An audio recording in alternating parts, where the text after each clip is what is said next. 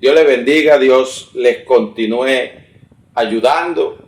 Damos gracias a Dios por esta nueva oportunidad de poder estar en la presencia de Dios y compartir su palabra. Estamos bajo la secuencia de estudios sobre el cantar de los cantares. Y hoy vamos a compartir la parte 4b. Estamos hablando sobre la cuarta parte, que es el amor que transforma.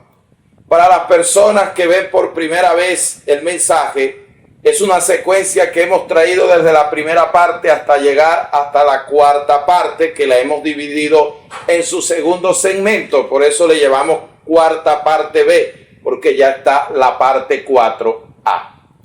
Y hemos desde el principio analizado el libro aplicado a la vida del ser humano y del creyente, basándonos de una forma alegórica, un símbolo de la relación que tuvo Salomón con una mujer en Sunem, que está a unos kilómetros de Jerusalén, donde tenía una viña llamada Engadi. Ese amor entre Salomón y la mujer de Sunem o la sunamita es un prototipo. Salomón en su condición real como un prototipo del Hijo de Dios y la mujer de Sunem como un prototipo de la iglesia.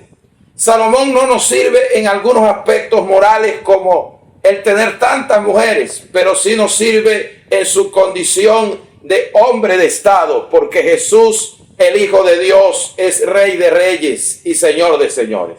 Y la mujer de Sunem nos representa la vida del creyente que se relaciona con ese rey, con ese hombre de poder que es el Hijo de Dios. Y vamos analizando las partes para aquellos que no han podido hacerla. La invito a hacerlo, ya que venimos haciéndolo a través de una secuencia que hemos venido hablando. Hoy vamos a tocar la parte 4b, que es una nueva revelación que esta mujer tiene acerca del Hijo de Dios. Voy a tomar un pasaje del capítulo 5 del Cantar de los Cantares y voy a leer el versículo 9. ¿Qué es tu amado más que otro amado? Oh, tú la más hermosa de todas las mujeres.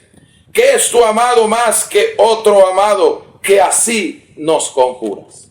Señor, bendícenos a través de tu palabra y dótanos del entendimiento y de la capacidad para poder entender y comprender tu sagrada palabra. En el nombre de Jesús. Amén. Hoy vamos a observar aquí, meditar en las Escrituras, en esta revelación que esta mujer tiene. Recuerdo que para principios del siglo XX, comenzó a levantarse un gran científico conocido el día de hoy por ser uno de los más famosos, a no decir que es el más famoso, Albert Einstein, el que diseñó la teoría de la relatividad. Al principio su teoría parecía una locura, pero cuando se hicieron las comprobaciones y se pudo llevar a cabo de que lo que él predecía en las teorías ocurría dentro de la realidad, fue reconocido en todo el mundo, y donde él llegaba se aglomeraba la gente, viéndolo aún como un hombre fuera de serie y de lo normal, por el ingenio que tuvo al desarrollar esta teoría que hasta el día de hoy nos es útil. Albert Einstein lo conocimos por sus capacidades, por su ingenio, por su inteligencia, lo que da a entender que un ser humano se conoce por las cualidades y las capacidades que tiene. Lo mismo ocurre con las cosas de Dios. A Dios no lo conocemos sino hasta el momento en que Dios manifiesta sus cualidades y sus características y hace algo en nuestras vidas para revelarse, y podemos entenderlo y podemos comprenderlo. Recuerdo que cuando Dios se le manifestó a Moisés por medio de una zarza, Moisés tuvo un conocimiento allí que ninguna otra persona para su momento había tenido. Cuando Moisés se acerca ante la zarza y Dios le llama y le dice: Moisés, él dice: heme aquí. Y Dios comienza a hablar con él y él le dice: cuando tú me envíes a sacar al pueblo de Egipto, ¿cómo? O me preguntaren cómo se llama el Dios que te llamó, ¿qué les diré? Y él le dijo: yo soy el que soy. Le dirá, yo soy, me envió a vosotros. Este es uno de los nombres de Dios que nadie conocía. Y en el momento que Moisés tiene la experiencia con Dios, en ese momento Moisés obtiene una experiencia con Dios significativa. Primero, un nombre que es el primero él en saberlo. Segundo, que el fuego no consumía la zarza, dando a entender de que el fuego de Dios no es destructivo, sino a pesar que era fuego, la zarza no se quemaba o destruía. También Moisés entendió que Dios podía vivir dentro del fuego. No es como nosotros, que si estamos dentro de una llama pereceremos quemados. Dios hablaba dentro del fuego. Quiere decir que el mundo natural no afecta a Dios como nosotros, que el aire, el oxígeno y algunos elementos nos van envejeciendo y deteriorando. Dios no es afectado por el mundo. Él es una persona o un ser que puede entrar y salir del mundo sin ser afectado. A medida que se van teniendo experiencias con Dios, obtenemos mayor profundidad en la identidad divina. Y esto es prácticamente lo que a la mujer de Sunén le comienza a ocurrir. La mujer de Sunén viene en 3 periodos. Viene en un proceso de Dios, y a medida que ese proceso se va manifestando y ese proceso se va incrementando, ella comienza a tener un conocimiento más profundo de Dios.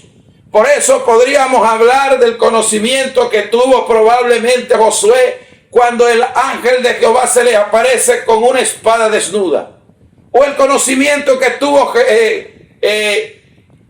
Jacob, que no vio al ángel con una espada desnuda, sino que se asió de él. No le apareció como guerrero, sino como un Dios que quería un compromiso y reactivar un pacto con un hombre. También podríamos hablar de otras revelaciones como las que tuvo Juan en Apocalipsis, que vio a Jesús de otra manera, pero no es porque hayan contradicciones, sino que a pesar que vamos teniendo experiencias con Dios, la revelación que vamos teniendo de Dios es más profunda, no es contradictoria, sino que va teniendo mayor profundidad. Y aquí la mujer de Sunén sale de una etapa, sale de un movimiento, viene de un proceso, y esta mujer en un momento dado vuelve a sentirse perdida. No es la primera vez que ocurría. La primera vez que se siente perdida es porque estaba encerrada en sí mismo. Lo que indica el cantar es prácticamente de que cuando una persona se vuelve egocéntrica en el área espiritual, comienza a crear un método que considera que es la única forma de encontrar y de buscar a Dios, inclusive de darle órdenes a Dios, que creen cómo Dios funciona. Para esto quisiera explicar este principio basándome cuando Moisés, Dios le dice que golpee la roca en el desierto, y al golpear con la vara aquella roca dice que salieron aguas y Dios fue glorificado. Pero hay un segundo suceso parecido, que no son los mismos, donde Dios vuelve a decirle por las quejas y las murmuraciones del pueblo que vuelva a darle agua de la roca. Y Moisés se para y comienza a cometer una serie de errores donde dice, os daremos a beber agua de la roca. Primero, Moisés no tenía ningún poder para darle al pueblo agua. Moisés recibía órdenes de Dios, que era quien tenía el poder para dar el agua. Sin embargo, Dios en el segundo suceso no le dice que la golpee, en el segundo le dice que le hable. Y Moisés extiende su vara y la golpea, posiblemente porque como en el primer suceso había ocurrido de esa manera, ya Moisés pensaba que tenía la fórmula para hacer salir agua de la roca, y Dios es un Dios que opera de muchas maneras y hace una misma cosa de varias maneras. Y hay personas que caen en este error, que la experiencia la convierte en un método. Y hoy puede obrar Dios de una forma, pero mañana obra de otra, y pasado obra de otra. Lo que podemos ver como un común denominador es la obediencia. No importa cómo Dios opere, lo que Dios pide de usted es haga lo que yo le digo. Que si usted obedece, eso funciona. Si usted se somete, eso funciona. Si usted hágase lo que yo le digo, eso funciona. Solo haga lo que yo le digo, que eso va a funcionar. Pero Moisés estaba encerrado en un método que no escuchó a Dios, sino que copió del suceso anterior lo que había sucedido, y vino el error y vino la equivocación. Lamentablemente hay personas que tienen la copia de una experiencia y no permiten que Dios opere de una o de otra manera. Dicen que las personas que son bautizadas con el Espíritu Santo tienen que meterse en un ayuno. Otros dicen que no, que tienen que hacer vigilia.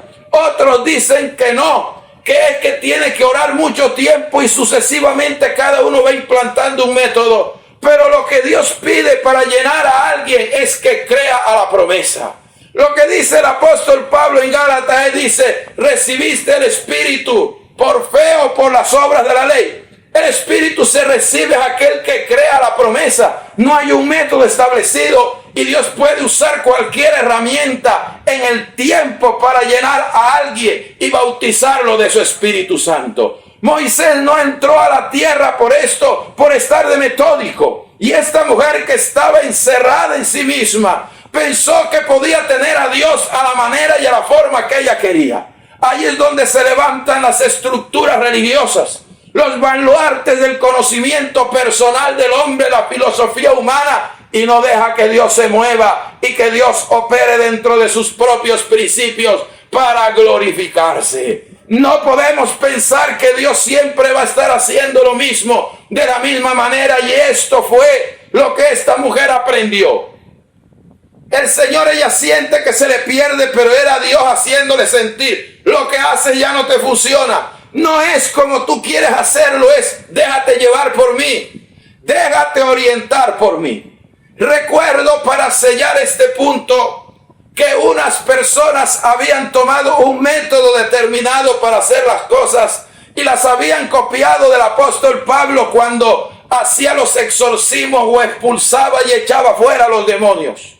Cuando Pablo expulsaba y echaba fuera a los demonios, estos exorcistas ambulantes copiaron el método. Y cuando fueron donde estaba un endemoniado, le repitieron las mismas palabras que el apóstol Pablo. Y le dijeron: en el nombre que predica Pablo, espíritu inmundo, sal de este hombre. Inmediatamente el espíritu les dijo a Pablo: conozco y sabemos quién es Jesucristo, pero vosotros quiénes sois. Y saltaron sobre ellos y le quitaron la ropa, y salieron todos desnudos y avergonzados. No es aprenderse un conjuro, aprenderse una oración y unas palabras. Esto no es como la brujería o como la hechicería, que me aprendo unas palabras y las cosas funcionan. O como la gente que dice decreto, reclamo, profetizo. Esos son palabras y términos de una repetición humana. Lo que el Espíritu quiso decir, sabemos cuando alguien tiene a Dios. Sabemos cuando Jesucristo está en una persona. Sabemos cómo hay un hombre ungido por Pablo, que el Espíritu de Dios está en él. Y cuando ese hombre reprende, no son las palabras, es el poder, es la autoridad, es la presencia, es el respaldo de Dios que hay en él, que hace que salgamos de los cuerpos. Y esto es lo elemental y lo esencial, que nosotros tengamos respaldo de Dios en nuestras vidas. Si usted tiene respaldo y dirección de Dios, usted se podrá mover de forma victoriosa, usted se podrá mover con la ayuda, se podrá mover con el respaldo del Señor. Aquí tenemos entonces a una mujer que por segunda vez siente que el maestro se pierde.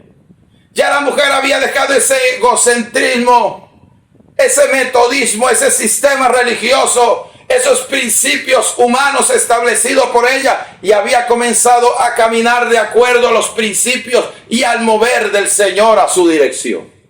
Pero aquí podemos encontrar básicamente que el Señor vuelve y es como si se desapareciera. Cuando el Señor vuelve y se desaparece, la mujer sale. Y cuando esta mujer sale a buscar, las doncellas de Jerusalén salen a preguntarle lo que ocurre, y ella dice: no habéis visto a mi amado. Y las mujeres, cuando comienzan a escuchar la descripción que la mujer da de su amado, se hacen una idea que este es un hombre que no es cualquier cosa, que este es un hombre que va más allá de lo común, que es un hombre que no se encuentra a la vuelta de la esquina, que es una persona que de acuerdo a su descripción es única, que no se puede comparar con absolutamente nada, que tiene unas características que no las podemos encontrar en cualquier ser humano. Estas mujeres comienzan a preguntarle: ¿quién es tu amado? Más que otro amado que así nos conjura. ¿Qué es lo que tiene ese hombre? ¿Qué es lo que tiene esa persona? ¿Qué hay en ese ser que usted habla tantas maravillas y lo pone por encima de cualquier cosa? Y esta es la respuesta que viene de la mujer de Sunam para describirnos la experiencia viva que ella había tenido y el conocimiento que había captado del Hijo de Dios en su vida. Las doncellas representan los creyentes castos. Representan los creyentes que no tienen mucha madurez, pero que se guardan para el Señor, se cuidan para el Señor y que quisieran conocer a profundidad más al Señor. Y ellas preguntan: queremos que nos reveles, queremos que nos digas quién es ese amado. Cuando comenzamos a analizar a partir del verso 10, aquí comenzamos a entender algo. Primero, que dice que el Señor es blanco y rubio. Lo primero que comienza a esta mujer a hablar y a dar una descripción es de arriba hacia abajo. La mujer comienza con la cabeza y termina con los pies. La descripción que ella va a dar no es de un aspecto físico para que hagamos un cuadro de Jesucristo, sino porque esas cualidades de forma alegórica nos revelan una cualidad de la personalidad del Hijo de Dios. El cabello rubio representa prácticamente, blanco y rubio. Está hablando del color de su piel y está hablando de su cabellera. Al dar a entender esto, lo que estamos hablando no es declarar que Jesucristo es de piel blanca. Se cree que en Israel la mayoría de los judíos comunes en la historia se han caracterizado por ser mestizos y no por ser blancos o negros. Pero no es una cuestión de color de piel, sino más bien de lo que quiere decir la palabra cuando dice que es blanco. El término blanco nos hace una representación dentro de lo que la misma Biblia interpreta como ello, porque cuando Samuel fue a ungir al nuevo rey para reemplazar a Saúl, ungió a David, y allí en 1 de Samuel capítulo 16 nos dice que era rubio y de buen parecer.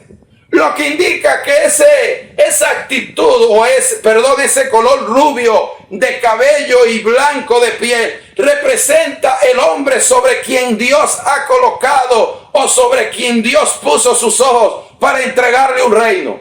Así como Dios le entrega un reino a David, le entrega un reino a Jesús, que es el Hijo de Dios, el reino de los cielos, le fue entregado al Hijo de Dios.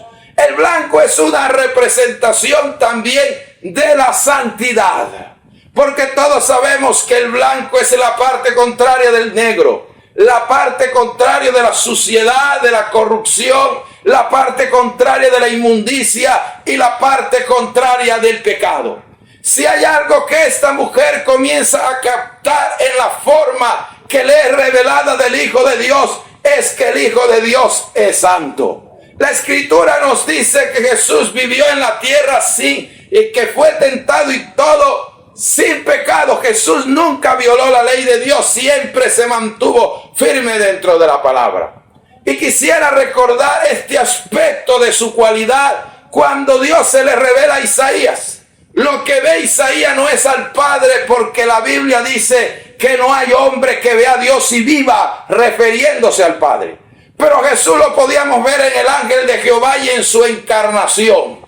Cuando allí podemos observar, Isaías tiene un encuentro con Cristo en el capítulo 6. Y dice que cuando él estaba allí observando, solo se oía santo, santo, santo. La cualidad o característica de Dios, que en él no hay pecado, que en él no hay tinieblas, que en él no hay maldad. Pero también la característica que Dios no se relaciona tampoco con el pecado. Isaías 59:2 nos dice que nuestros pecados han hecho división entre vosotros y vuestro Dios se han hecho ocultar su rostro para no oír. Lo que nos está diciendo es que Dios no se va a relacionar con el pecado o a alguien que esté en pecado. Aquel ciego en el capítulo 9 de Juan dice: y sabemos que Dios no oye a los pecadores, pero si alguno es temeroso de Dios, a ese oye. Todos somos pecadores, pero algunos tienen respeto y tratan de cuidarse lo más que pueden para mantener esa comunión con Dios. No le dan rienda suelta a las cosas que a Dios no le agradan, que están implícitas en su naturaleza.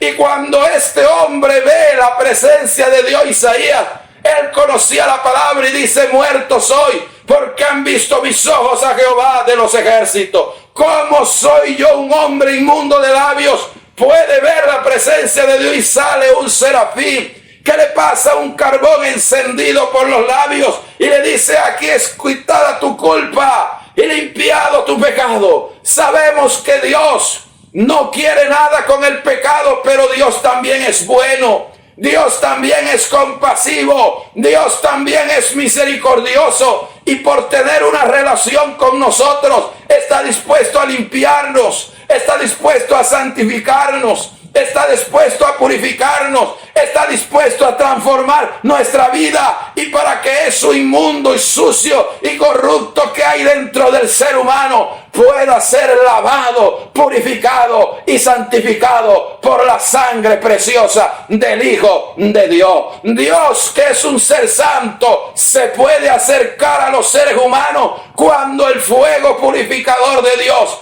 pasa sobre su vida. Bendito sea el nombre del Señor.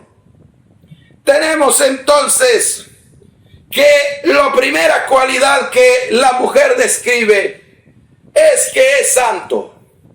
Y además de eso, y dice: mi amado es único entre 10,000. La mujer también nos da una cualidad allí que dice: si usted lo pone dentro de 10,000 personas, es fácil reconocerlo, porque no se parece a ninguno de los 10,000. Es tan especial que no hay un ser humano que tenga algo de lo que él tiene o algo de lo que posea. Jesús siempre ha sido relevante ante los demás seres humanos. No es un ser humano como común. Las sectas, los ateos han tratado de deteriorar esto y decir que Jesús era un hombre común y corriente, que los milagros son falsos, que no es mentira, que eso es falso, que es un engaño. Pero los que han tenido una experiencia con Dios se han dado cuenta que lo que Jesús ha hecho en sus vidas no lo puede hacer un ser humano, que lo que Dios ha tratado con ellos no lo puede hacer un ser humano, que es alguien especial y alguien sobresaliente que Dios ha colocado como un pedestal por encima de cualquier persona. Es alguien que se puede distinguir entre los demás hombres. Después nos vamos al verso 10 y encontramos otra cualidad. Tiene cabeza de oro. La cabeza es una representación de ser la autoridad. Jesucristo es la cabeza de la iglesia. Lo que consideramos para nosotros prácticamente es que Jesús es una autoridad, pero es una autoridad que no fue nombrada por los gobiernos, sino es una autoridad de aspecto civil, sino que nos dice que es una cabeza de oro. El oro en la Biblia representa la divinidad. Quiere decir que es un Dios soberano. Está diciéndonos que tiene una autoridad divina. Esa autoridad divina la podemos concebir prácticamente cuando Jesús vence la muerte y Jesús se humilla delante de Dios como se humilló en el Getsemaní, para allí prácticamente ganarse esa autoridad. Porque nos dice el apóstol Pablo en Filipenses capítulo 2 que se le dio un nombre sobre todo nombre, para que en el nombre de Jesús toda rodilla se doble en el cielo, en la tierra y debajo de la tierra. Lo que nos indica aquí las Escrituras es que cuando Jesús va al infierno, allí aún los demonios tienen que confesar que Jesús es el Señor. Él los venció en la cruz del Calvario. Cuando está en la tierra, aún los gobernantes tienen que confesar que Jesús es el Hijo de Dios. Y aún los ángeles en los cielos adoran, glorifican y exaltan el nombre del Cordero. Es una cabeza de oro. Y esta cabeza de oro, dice la Escritura, que al ser cabeza es la plenitud misma de Dios. Quiere decir que lo que hay en el Padre hay también en Él. Y está diciendo que es la cabeza de todo principado, de toda potestad y de toda autoridad. Satanás sabe que está vencido, que hay un poder por encima de él. El ser humano considera que el gobierno es la mayor autoridad, pero por encima del gobierno Satanás sabe que tiene autoridad sobre un hombre vulnerable. Pero Satanás sabe que por encima de él hay alguien que lo derrotó, que es la cabeza de todas las cosas, que tiene bajo sus pies todas las cosas. Tenemos a alguien que tiene sometido todo absolutamente, que es la autoridad que tiene dominio sobre todas las cosas. Alabado sea el nombre del Señor. Si usted tiene relación, si usted tiene comunión con el Hijo de Dios, si usted tiene relación con Jesucristo, Él tiene dominio sobre su problema, sobre su enfermedad, sobre su deuda, sobre su crisis, sobre su adversidad, sobre su problema familiar. Él es la autoridad que está por encima de todas las cosas. Bendito sea el nombre del Señor. Ahora, cuando en el verso 10 nos dice de que tiene la cabeza de oro, también nos da allí otra característica. Nos dice que tiene pelo como el cuervo. Parece una contradicción, porque arriba nos dice en el verso 10 de que es blanco y rubio, pero abajo nos dice que tiene el pelo como un cuervo. El pelo como un cuervo es una figura, no es una contradicción. Algunos consideran que en el hebreo original no aparece el término rubio, sino negro. Pero aquí podemos entender que el pelo de color negro, utilizado como una alegoría, representa vigor. Cierto que cuando a algunas personas les comienzan a salir las canas, aquellas personas canosas inmediatamente comienzan a sentirse más viejas que los demás. Por eso algunos tienen una guerra con el tinte, tienen una esclavitud, porque no aceptan que ya pasaron de los 40. Ya no aceptan que no pueden andar con los jovencitos ni con las jovencitas. Ya no aceptan que ya no pueden andar con el jeansito roto, demostrando que son unos muchachitos o unas muchachitas, porque el pelo los delata, y por eso dejan gran parte de su salario, convirtiendo esto prácticamente en una atadura, porque no aceptan la edad que tienen. Pero cuando vemos a una persona con el pelo completamente negro, estamos observando a alguien que tiene vigor, que tiene fortaleza, que tiene juventud, a alguien todavía que está en periodo de crecimiento, que tiene una vida latente, poderosa y fuerte, que no está en decadencia. Eso es lo que representa ese pelo de color negro, como lo es el cuervo, que en él hay una habitabilidad, que en él no hay debilidad, que en él no hay vejez, que en él no hay pérdida de vigor. Lo que nos está diciendo que Jesucristo sigue siendo el mismo. Hebreos 13 dice: Jesucristo es el mismo de ayer, de hoy, por los siglos de los siglos. No le ha pasado el tiempo, no ha decaído su vigor, ni ha decaído su fortaleza.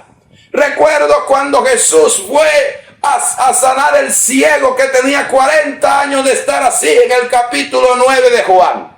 Cuando Jesús va a sanar a aquel ciego, la Escritura nos dice a nosotros que dijo estas palabras: me es necesario hacer las obras del que me envió, entre tanto que el día dura, la noche viene cuando nadie puede trabajar. Lo que estaba diciendo el Señor era que el día duraba, hablaba del vigor, de la fuerza del día, y la noche es su decadencia, cuando ya el sol oscurece y llegan las tinieblas, el día ha llegado a su fin. El proceso de la humanidad, el proceso natural, que el ser humano es como la mañana cuando nace, como el mediodía cuando está en el esplendor de su juventud, y en la noche cuando ya la fuerza del día, cuando acaba, como lo suele hacer en la humanidad del hombre, que también suele acabarse su fortaleza y su vigor. Y el Señor dijo, entre tanto que el día dura, lo que estaba diciendo, mientras tenga fuerza, mientras tenga vigor, mientras tenga la fortaleza necesaria, yo voy a hacer la obra de Dios. La obra de Dios solo se puede hacer mientras este cuerpo tiene fuerza y vigor. Por eso algunos, no entendiendo las cosas de Dios, dicen que están gozando la vida. Usted no está gozando la vida prostituyéndose. Usted está botando su vida.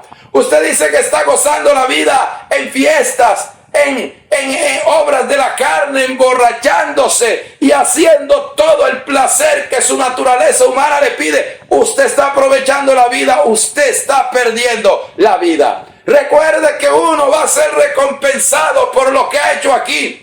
Y si usted lo que hizo fue comer, beber y dormir y darle rienda suelta a la carne, su estadía en la eternidad está en veremos. Jesús dijo, yo sí voy a aprovechar la vida, pero la voy a aprovechar buscando a Dios. La voy a aprovechar haciendo la obra de Dios. Ahora que los pies están buenos, vamos a caminar por los valles, por las montañas, vamos a caminar por las fincas, vamos a caminar por los predios. Ahora que tenemos un cuerpo vigoroso, llevemos la palabra con sol, llevemos la palabra con agua, llevemos la palabra con el clima en mal estado, porque tenemos un cuerpo que responde, un cuerpo que todavía tiene vitalidad y que Dios no nos ha dado para entregárselo al mundo, ni al diablo, ni al pecado. Nos los dio para nosotros poder honrar y glorificar el nombre del Señor, para que cuando la noche caiga sobre usted, haya aprovechado el tiempo y tenga recompensa, tenga cómo darle la cara a Dios. Como dijo Salomón en Eclesiastés, antes que la cadena de plata se rompa y se quiebre el cuenco de oro y la rueda sea rota junto al pozo, antes que florezca el almendro, es decir, te pongas canoso y se cierren los que miran por las ventanas, los ojos que ya no pueden ver, y la langosta sea una carga que todo te da diarrea, todo te cae mal. Y dice, y cuando temblarán los guardas de la casa, las piernas ya no pueden con el peso del cuerpo, y se encorvarán los hombres fuertes, la columna se te va a doblar. Dice, porque el hombre va a su morada eterna y el espíritu vuelve a Dios que lo dio. Te vas a morir, vas a fallecer. Es ahora que tienes tiempo y tienes oportunidad de poder hacer algo para Dios, porque mañana será tarde. No es cuando tú quieras, no es cuando a ti te parezca, es mientras tenga vida y vigor que puedes hacer algo para el reino de los cielos. Alabado sea el nombre del Señor. Tenemos entonces pelo como el cuervo. ¿Cuántos tendrán pelo como el cuervo? ¿Cuántos tendrán todavía el vigor, la vitabilidad, la fortaleza para hacerlo? Tenemos cuando en el verso 12 nos habla de los ojos. Dice que sus ojos son como palomas y nos dice que están junto a los arroyos de las aguas. La paloma es un animal inocente, lo que nos indica a nosotros de que cuando está hablando de los ojos de Jesús, está hablando de ojos que no contienen ninguna malicia, que no hay ninguna morbosidad, que no podemos esperar una mirada de odio, una mirada codiciosa, una mirada lujuriosa, ni una mirada contenida de males, sino una mirada completamente sana. Recuerdo unas palabras de Job cuando se describía, que decía, hice pacto con mis ojos, que no miraran a una doncella, es decir, yo no voy a pervertirme, porque sé que algunas personas le hacen caso a los pecados que no se ven, como la codicia, y el corazón se va dañando, y el corazón se va degenerando, y el corazón se va corrompiendo cada vez que la mirada se vuelve más pervertida y lujuriosa. La mujer de Sunén dijo, cuando usted tenga un encuentro con él, no va a encontrar ese tipo de mirada. Y lo bueno es que ella habla de una mirada que tiene inocencia, donde no hay maldad, y dice, junto a los arroyos de las aguas. Los arroyos de las aguas hablan de transparencia. Cuando usted puede poner sus ojos junto a las aguas reflejan la mirada del ser humano. Y no tan solamente esto, sino que podíamos hablar también de, además de concentrarnos allí en la parte de la transparencia, de observar el reflejo. Cuando una persona observa o coloca sus miradas en las aguas también pueden reflejar la mirada para que otra persona pueda percibirla. ¿Cuántos de nosotros se han sentido que Dios los está mirando?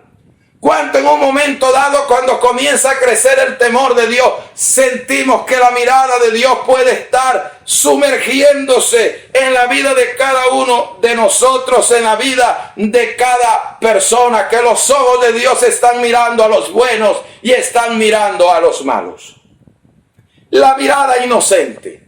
Puedo observar también que aquí en el verso 12 nos dice purificados con leche perfectamente colocado. La leche es una sustancia natural que purifica, es decir, que la usan muchas veces para descontaminar. Y lo que se lava con leche queda purificado, quiere decir que en los ojos del Señor hay pureza, y al estar perfectamente colocados, quiere decir que la mirada de Jesús es justa. Hay gente que le han torcido los ojos y no es justo, no te ha hecho absolutamente nada. Pero cuando el Señor ha mirado a alguien, lo mira de forma adecuada según lo que cada persona se merece. Por eso la mirada del Señor es tan penetrante que ha cambiado la vida de muchas personas. La mirada del Señor ha transformado la vida de muchos corazones. Recuerdo cuando el Señor miró a Pedro. Pedro, al ver que Jesús fue entregado por Judas a la muerte, lo siguió de lejos y llegó al patio del sumo sacerdote, donde iba a ser interrogado. Cuando Jesús llega al patio del sumo sacerdote, dice que Jesús sale de allí y dice que se queda mirándolo. Cuando Jesús mira a Pedro, dice que Pedro lloró amargamente. Esa mirada lo redarguyó. Esa mirada trató con él. Esa mirada lo hizo reflexionar que había negado a Jesús 3 veces antes que el gallo cantara. Esta mirada le hizo entender sus fallas y sus errores. Una mirada transparente, una mirada que le hizo recordar sus advertencias, una mirada que le hizo entender su condición, una mirada que le hizo comprender sus fallas y sus equivocaciones. Estamos acostumbrados a las miradas odiosas, a las miradas lujuriosas, a las miradas envidiosas, a las miradas llenas de contaminación, pero el que logra percibir una mirada del Hijo de Dios es para su bien, es para su cambio y para su transformación. Y termino esto con un hombre que se dio cuenta de que la mirada de Cristo le iba a dar un rumbo diferente a su vida. Un hombre que Felipe se encuentra con él y le dice: "He hallado el Mesías, a Jesús de Nazaret". Y viene Natanael y le dice: "Pero ¿podrá salir algo bueno de Nazaret si lo que hay es pillos y bandidos? ¿Cómo puedes decir que de un lugar como ese puede venir el Redentor?". Y le digo: "Ve y mira". Use sus propios ojos y experimente por sí mismo. No es lo que usted ha escuchado ni lo que le ha dicho algo. Vaya y experimente por sí mismo lo que usted podrá encontrar en él. Y cuando Jesús lo ve venir, le dice: "He aquí un verdadero israelita, en el cual no hay engaño". ¿Cómo puede halagarse a un hombre que acaba de decir que Jesús no era nada bueno? ¿Cómo puede halagar a un hombre que estaba hablando mal de él? ¿Cómo puede hablar de forma positiva de alguien que estaba tratando de dañar su imagen y decir que estaba corrompido? Porque él sabía que Natanael, lo que era por fuera, también era por dentro, que lo que expresaba era porque originalmente estaba en su corazón. No era un hombre hipócrita ni con disimulos. Y cuando el hombre se da cuenta que la mirada de Dios lo reparó, que la mirada de Dios discernió quién era él, que la mirada de Dios distinguió qué clase de personaje era, inmediatamente se dio cuenta que lo que había dicho era cierto, que no era una fábula, que no era un cuento, sino que le dijo: ¿de dónde me conoces? Esa palabra era para mí, ese mensaje que usted me ha dado es real, en mí no hay hipocresía, en mí no hay ese tipo de cosas, de simulaciones. Yo soy un israelita que he tratado de ser íntegro toda mi vida. ¿Quién le dijo eso? Y le dijo: debajo de la higuera te vi. Cuando él le dijo eso, no sé qué estaba haciendo debajo de la higuera, pero la respuesta de Natanael fue inmediatamente: tú eres el Mesías. No puede haber un hombre con esta cualidad que conozca a alguien de lo profundo de su corazón, que conozca a alguien de lo que hace en lo más entrañable y profundo de su vida. Este hombre tiene que ser Dios. Este hombre tiene que tener algo especial.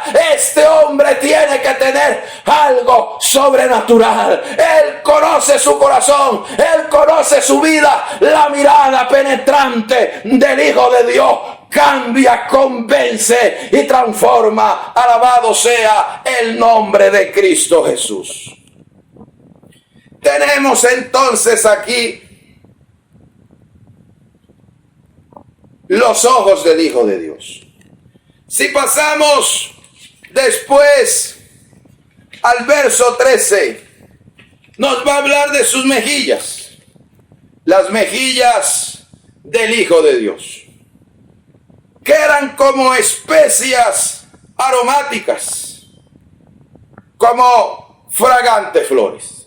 Las mejillas de Jesucristo solo nos pueden recordar algo: su pasión. En el capítulo 50 de Isaías, en el verso 6, nos puede decir allí que di mi rostro a los heridores y mis mejillas a los que horaban mi barba, y no escondí mi rostro de injurias y esputos.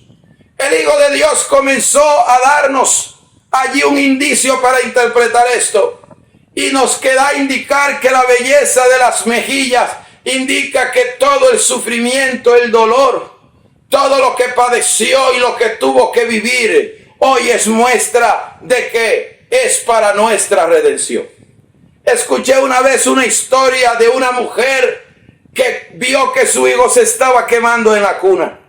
Y mientras él se estaba quemando en la cuna, ella, sin importar las brasas que habían allá adentro, alcanzó a sacar al niño y lo salvó.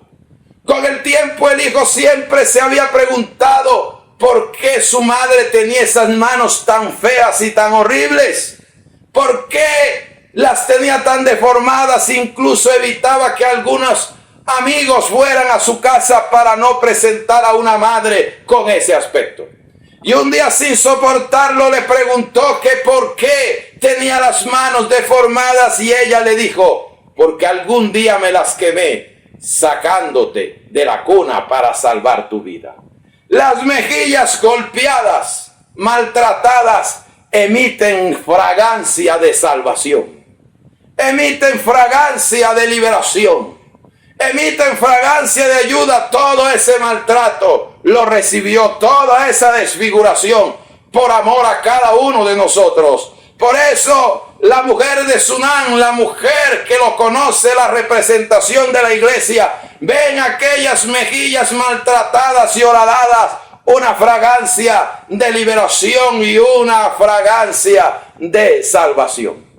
Nos dice que de sus labios gotean mirras. Las expresiones de Jesucristo, Las expresiones del Hijo de Dios nos dan a entender a nosotros de que Cristo tenía palabras que ninguna otra persona tenía. En este mundo es muy difícil encontrar palabras y que sean genuinas. Y el único que podría tener este componente de estas palabras que fueron únicas por el ser humano fue Jesucristo. El Salmo 45 dice: eres el más hermoso de los hijos de los hombres, la gracia se derramó sobre tus labios. Quiere decir que estos labios estaban ungidos por Dios, y cuando Jesús hablaba las masas se paralizaban. Cuando Jesús hablaba el corazón del hombre se estremecía. Cuando Jesús hablaba las multitudes callaban para escuchar el tesoro que salía del corazón de este hombre, las palabras de bendición que salían. Todos los mensajes de Cristo hasta el día de hoy han sido una bendición para el género humano.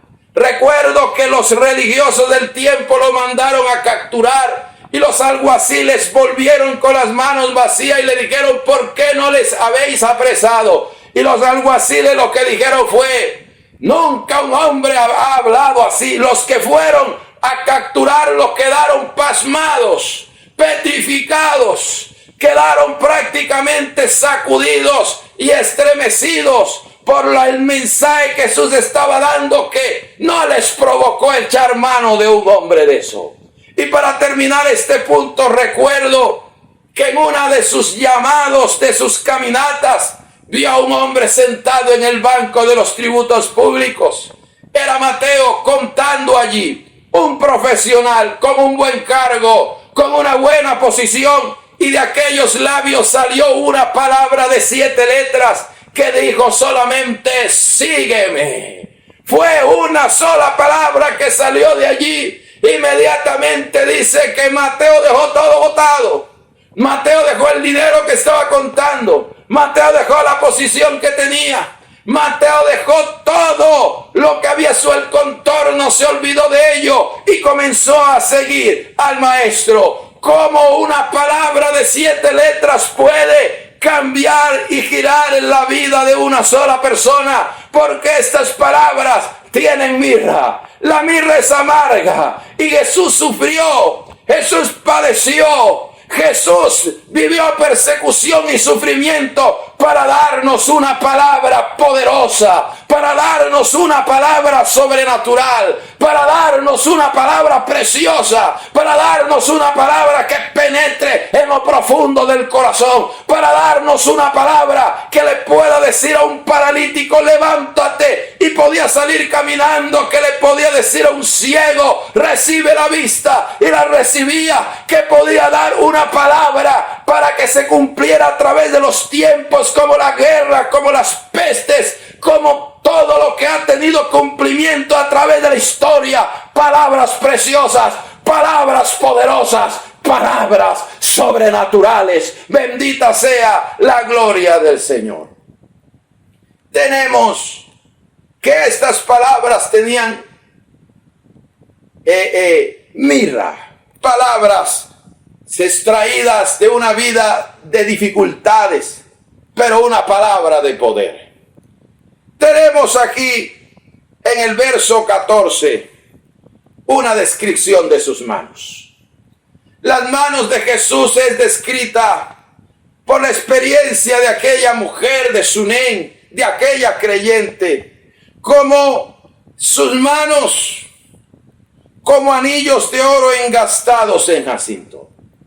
La palabra anillo tiene una doble connotación.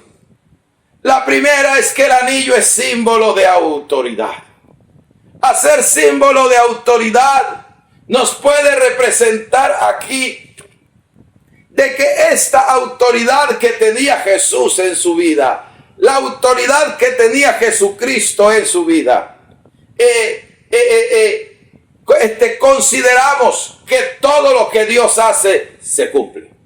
Por ejemplo, cuando Jesús estaba al frente de una aldea llamada Betfage y manda a 2 discípulos y dice: tráigame una pollina que hay allí que ningún hombre ha montado. Y si alguno le pregunta: ¿qué hacéis desatando el pollino?, le vas a decir: el maestro lo necesita y después que lo haya utilizado lo devolverá. Inmediatamente se va. Los discípulos, si efectivamente ocurre, van a desatar la pollina sin aviso previo de que lo pudiera saber el dueño, y el dueño, al ver que se están llevando el pollino como si alguien lo estuviera hurtando, le dice: ¿qué hacéis desatando el pollino? Y ellos le dicen: prácticamente el Señor dice que lo necesita y después lo devolverá. Y lo dejaron que se lo llevara. Parece que aquí podemos encontrar que la autoridad del Hijo de Dios funciona. Y es una autoridad delegada, porque la autoridad de Jesús le fue dada a la gente que cree y dice: en mi nombre echarán fuera demonios, hablarán nuevas lenguas. Si bebieren algo mortífero no les hará nada, pondrán las manos sobre los enfermos y sanarán. De allí que la autoridad, ese anillo, como anillos engastados, representa autoridad, porque los anillos eran una representación de un monarca, como cuando Daniel fue arrojado en el foso de los leones y el rey selló aquella cueva con su anillo, la piedra que fue colocada. Tenía autoridad real. Jesús es un ser con autoridad real.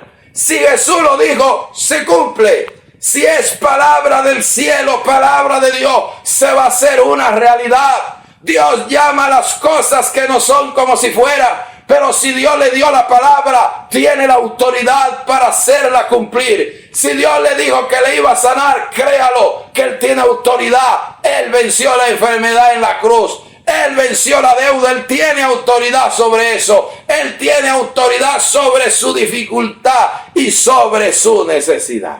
La otra parte es que al traducir la palabra a su idioma original, en la parte anillo, significa girar. Es la misma palabra que se utiliza en el libro de los Reyes para hablar cuando las puertas del templo de Salomón tenían dos hojas y giraban. Ese término girar allí es la misma palabra que se usa aquí para hablar de anillo. La palabra girar hace referencia a un propósito constante de Dios. Lo que nos está diciendo es que el propósito de Dios siempre está caminando. El propósito de Dios siempre está en constante movimiento. El propósito de Dios no se detiene, sino que el propósito de Dios siempre gira. Hay momentos de la vida que uno cree que Dios se ha quedado quieto, que Dios se ha quedado paralizado, pero Dios es un Dios de constante movimiento. Cuando Ezequiel ve el trono de Dios y ve en el capítulo 1 la majestad, la gloria de Dios que viene en la nube con aquel arcoíris, dice que en el trono habían unos querubines y que habían ruedas debajo de ellos. Quiere decir que las ruedas indican que el trono estaba en constante movimiento. Y el trono representa la autoridad y soberanía que nos da a entender a nosotros que cuando Dios determina algo, no se queda quieto hasta que eso se realice. Eso no se estanca, sino que gira. Quisiera colocar el ejemplo con José. Dios le da a José un sueño que no fue frijol, que no fue un invento, que no fue un profeta de eso, que todo es de claro, que todo es de profetizo, que vienen a llenarle a la gente el oído de saliva y a decirle un poco de charlatanería. Fue un sueño que vino directamente del cielo, que vino directamente de lo alto y le dijo: tus hermanos, tú reinarás sobre tus hermanos. Las estrellas se inclinaban a él, el sol y la luna, los majanos que vio, los 11 hermanos que se inclinaban. Pero este hombre fue de tropiezo en tropiezo. Sus hermanos lo vendieron.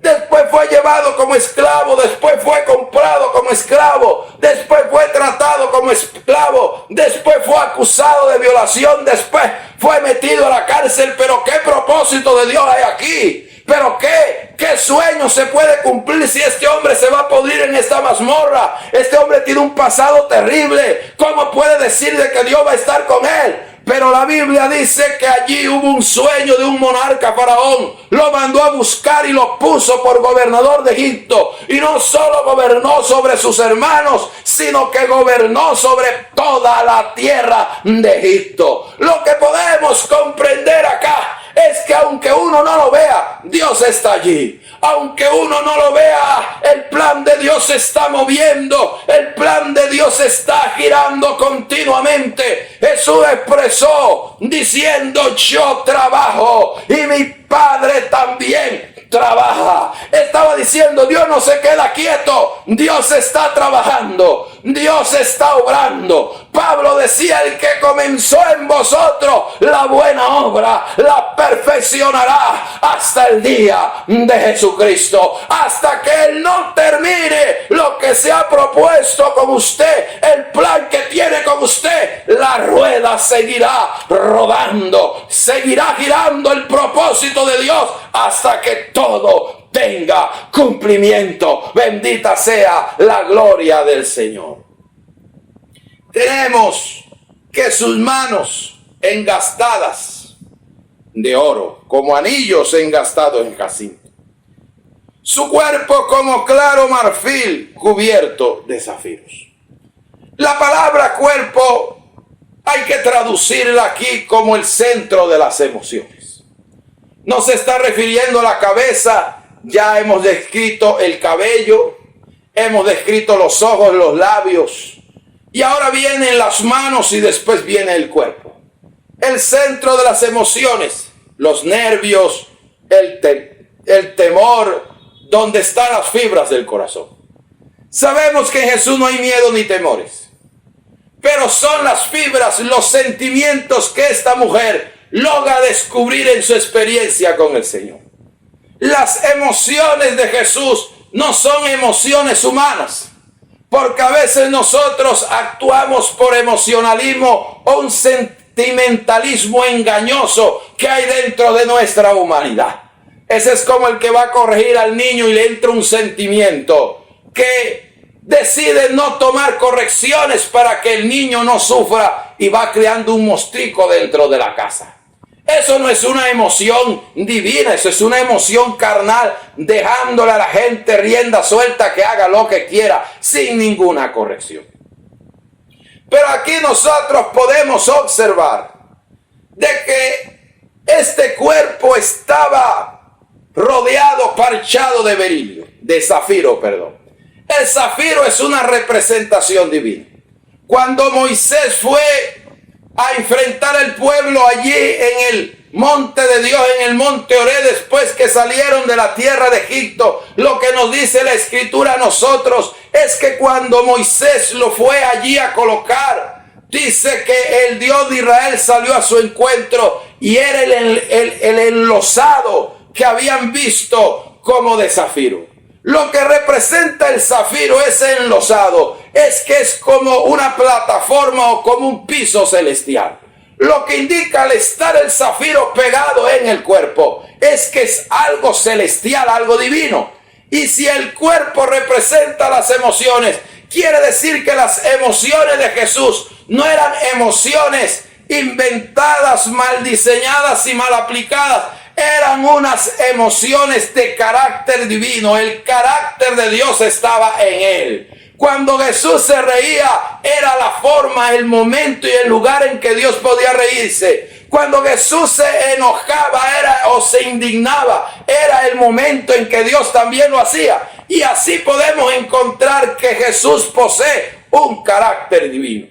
Recuerdo cuando la gente lo fue a buscar porque tenía una palabra que llenaba, que tocaba, que ministraba. Y cuando el Hijo de Dios fue a llevar esa palabra, la gente salió a los desiertos y duró 3 días con él. La gente no quería irse, la gente quería seguir oyendo, la gente tenía hambre de Dios.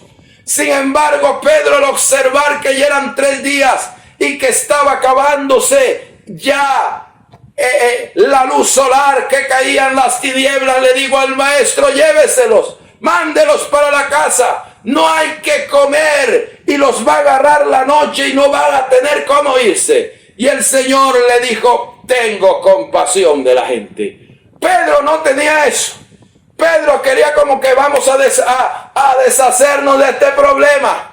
Como decimos en mi tierra, vamos a deshacernos de este chicharrón. Que cada uno busque comida en su casa. Que cada uno se la arregle como pueda. Que cada uno vea a ver cómo sobrevive. Y el Señor dijo: no, Yo no soy así. Yo no tengo esa clase de sentimiento. Yo no tengo esa clase de emociones. Yo no tengo esa clase de cosas metidas dentro del corazón. Yo veo a la gente de una manera diferente y siento por la gente algo distinto de lo que ha sentido el ser humano. Yo tengo compasión de ellos y multiplicó los panes y bendijo a todo el mundo. Creo que el sentimiento de amor, el sentimiento de misericordia y de compasión que Dios tiene, no lo va a conseguir en otra persona, no lo va a conseguir en un padre, no lo va a conseguir ni en una madre. Que su madre le ame, qué bendición, pero no le va a amar igual que Dios. Que su padre le ame, no le amará igual que Dios. Algunos buscando amor en un hombre, amor en una mujer, y les va peor de lo que antes experimentaban, porque en el ser humano no va a encontrar algo divino. En el ser humano lo que va a encontrar son emociones humanas.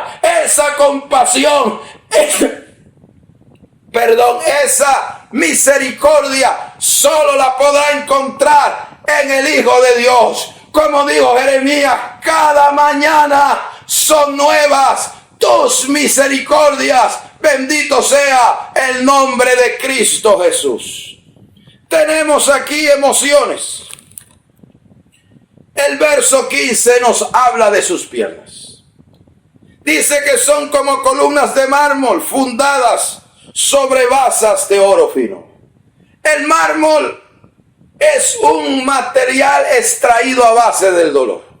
Usted sabe que el mármol se extrae de los colmillos de los elefantes y de algunos rinocerontes. Creo que el colmillo es muy valioso también.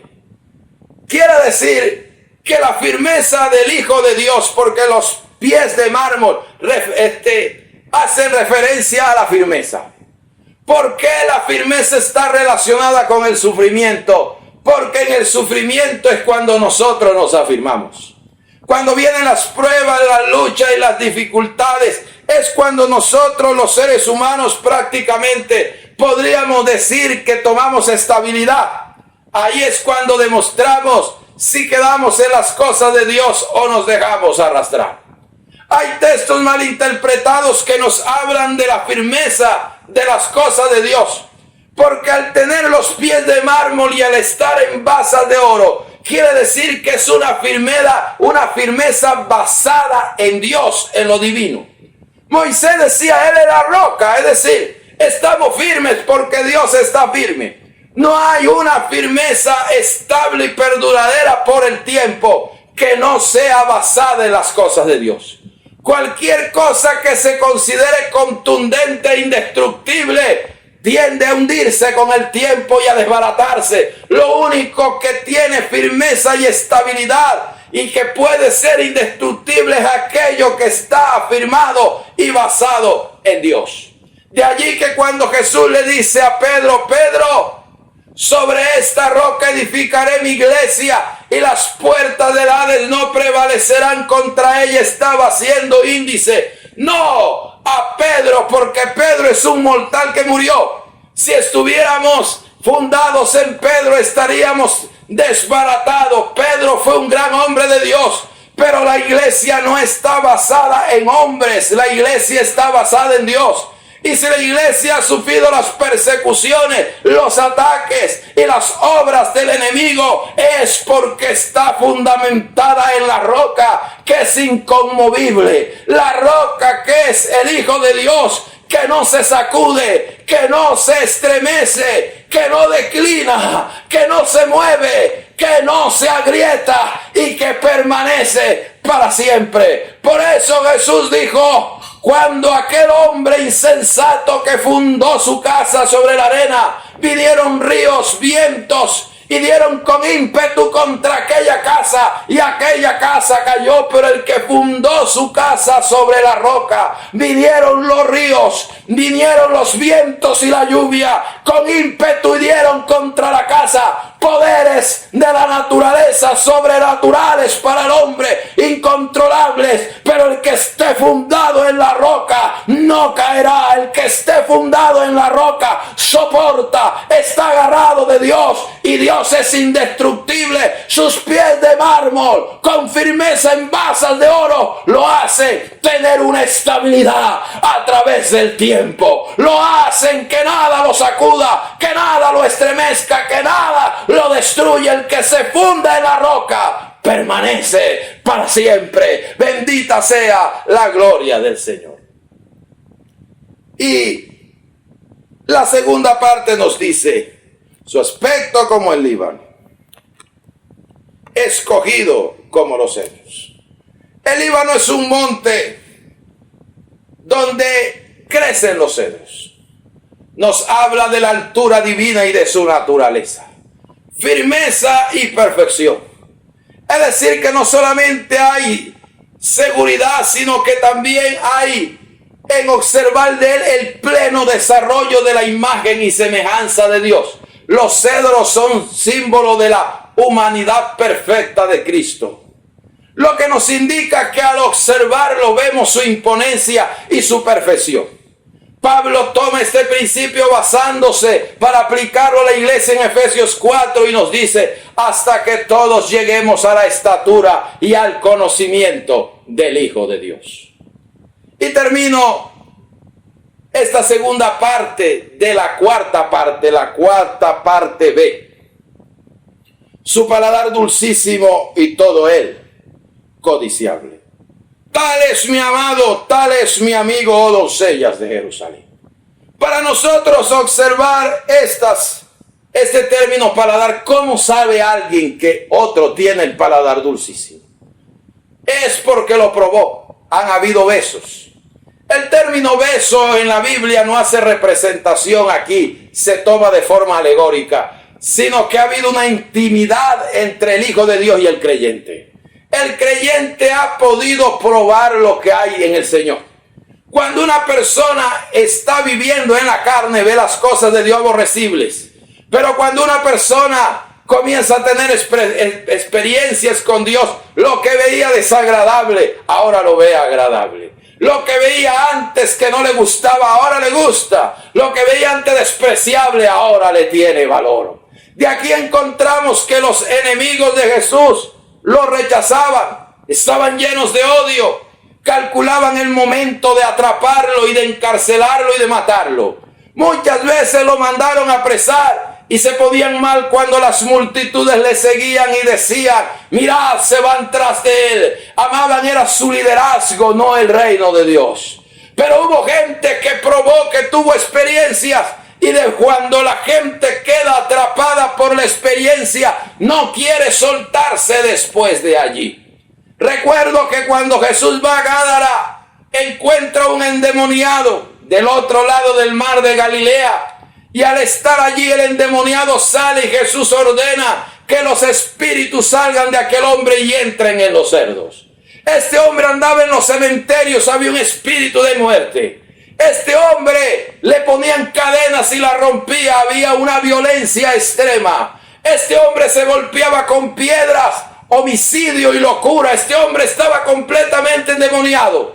Este hombre había probado la oscuridad, este hombre había probado las tinieblas, tal vez la brujería, tal vez la hechicería, tal vez la destrucción, la degradación humana. No cargaba ropa, había probado la inmoralidad, andaba desnudo por todas partes, se había sembrado el pánico y el terror en la tierra de Gádara. Pero cuando se encontró con Jesús, el espíritu de inmoralidad salió, el espíritu de violencia salió, el espíritu de destrucción salió, el espíritu de muerte y de homicidio se fue de la vida de hombre. Y cuando la gente viene a ver qué era lo que había pasado, lo encuentran vestido y en su cabal juicio. La gente dijo: no queremos a este hombre aquí, porque este hombre qué permitió que los demonios entraran a los cerdos y los mató? Porque los cerdos se fueron a un despeñadero. ¿Por qué la gente solo aprecia el valor económico, pero no apreciaron el valor, no apreciaron la bendición, no apreciaron la liberación, no apreciaron lo que Dios había hecho con este endemoniado y echaron a Jesús de aquel lugar? Y el endemoniado, que había probado algo diferente que nadie le había dado, la dulzura de la misericordia,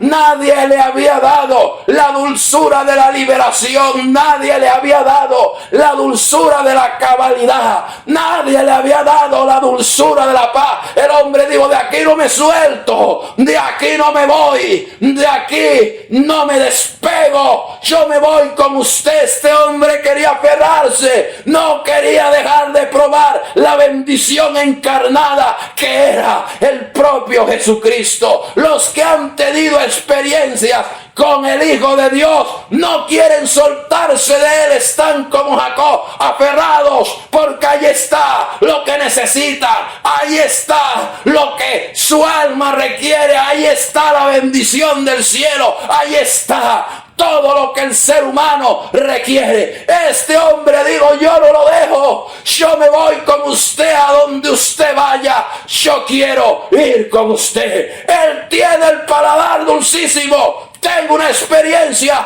pruébelo, que eso no lo va a encontrar en el mundo. Allá lo que va a encontrar es pecado, maldad y demonios. Pero Dios tiene la dulzura, Dios tiene la bendición, Dios tiene lo que usted requiere, lo que usted anhela, lo que usted desea. El que va a llenar su corazón, lo que va a satisfacer su vida, lo que va a llenar su interior. Alabado sea el nombre de Jesús. Esta es lo que la mujer capta. Y esto se logra observar y se logra ver. Es a través de la experiencia. Cuando una persona tiene experiencia, puede captar esto.